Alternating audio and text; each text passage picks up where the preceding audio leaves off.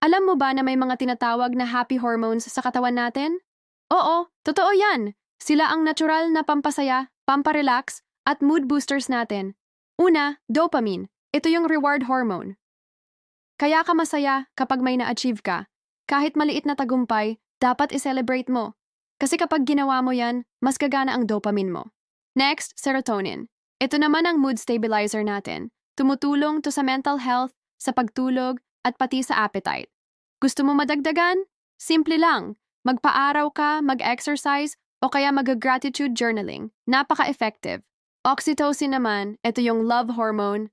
Lumalabas to kapag niyayakap mo ang mahal mo sa buhay.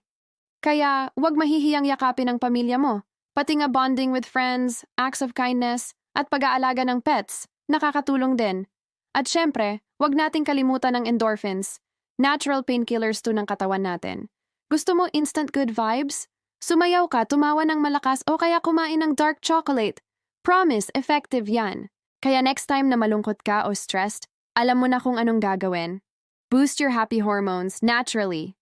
Napakasimple lang, di ba? Sana nakatulong itong info na to sa'yo. I-share mo na rin sa mga friends mo para kumalat ang good vibes. Don't forget to like and subscribe para sa more helpful tips. Salamat sa panonood.